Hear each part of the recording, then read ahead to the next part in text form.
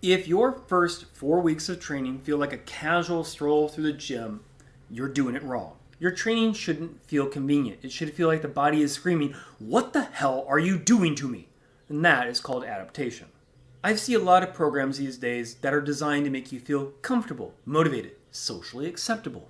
That's great if your goal is to look cute in Instagram highlights, but if you want that strength, durability, and capability, comfort is your mortal enemy. Your first 4 weeks are about breaking old movement patterns, building resilience, and teaching your nervous system to handle the real loads.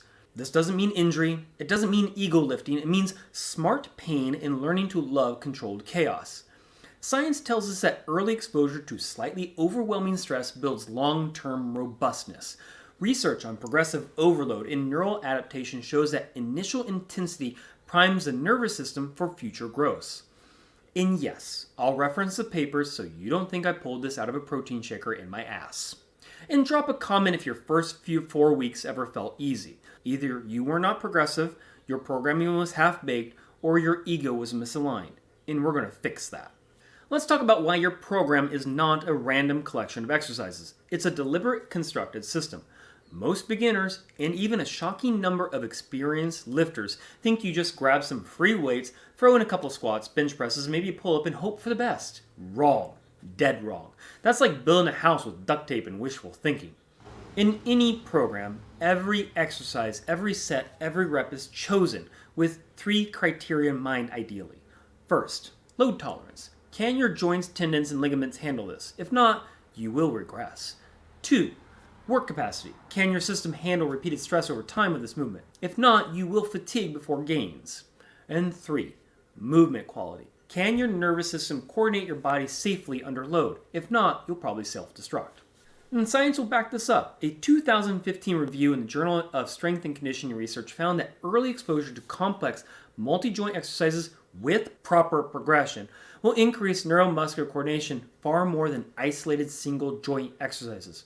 Translation, things like squats, presses, pulls, carry, done correctly, teach your body how to be a machine. So the first 4 weeks are designed intentionally harder than a typical gym bros warm-up. Why? Because intensity is a teacher. Not pain for the sake of pain, but enough that your muscles, tendons, and nervous system say, we need to adapt or we're toast. You're learning your own capacity, building durability, and rewiring your movement patterns. Progression is planned scientifically. Linear overload isn't arbitrary.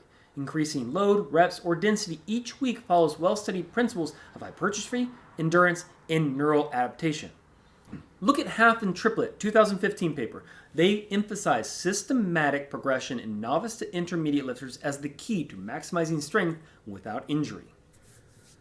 Let's dive into some progression logic. And here's where most programs fail. They'll throw you in a pool and say, swim, without realizing most beginners are barely treading water. Progression isn't about showing off, it's about controlled exposure to higher demands.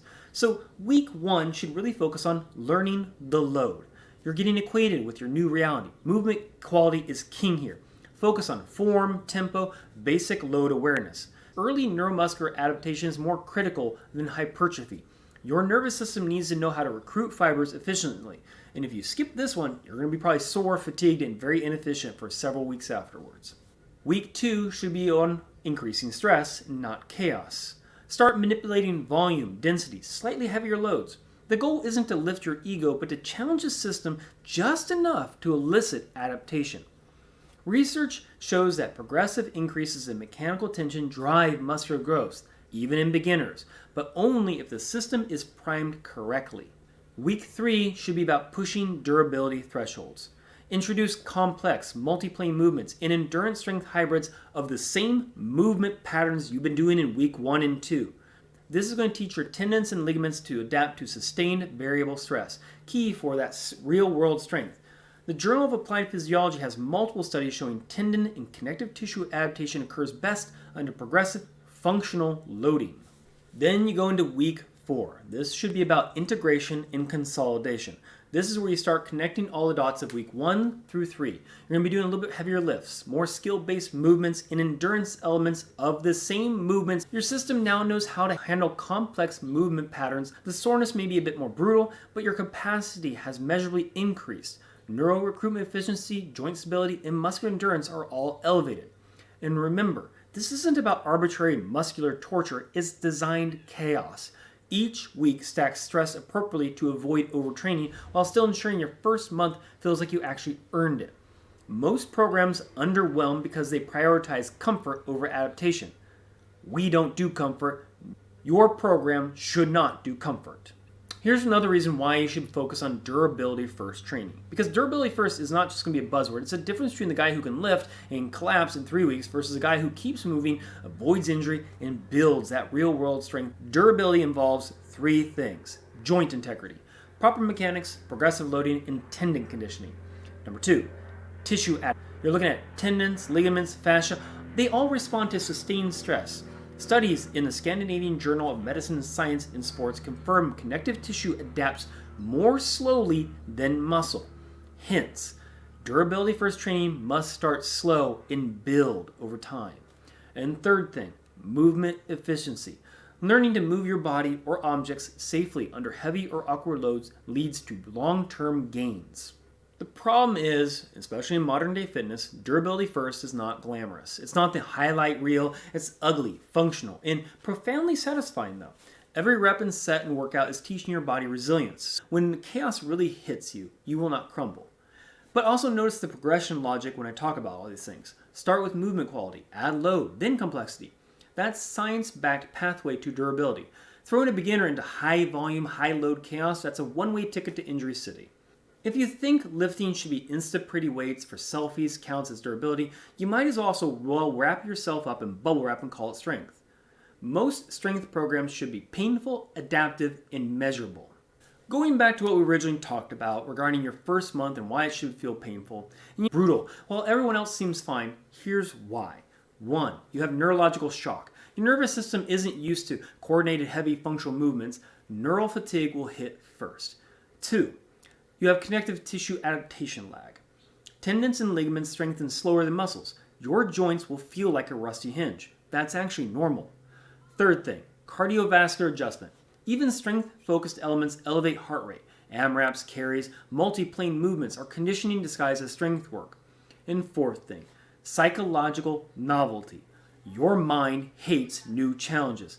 Are you feeling mentally exhausted? Good. That means you're learning.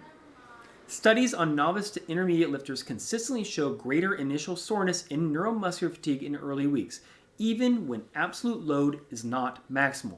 The first 4 weeks are not just a warm-up, they're a system-wide recalibration.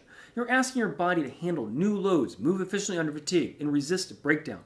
If it's easy, either your program is weak or you are not trying. This is why most beginner programs fail. They're designed to keep retention high, not adaptation high. Comfort is the enemy of real gains. Alright, let's summarize. Your first 4 weeks should feel hard because that's how adaptation starts. Forge Performance, what we focus on this channel, is a tool designed for durability, strength, and long-term progression.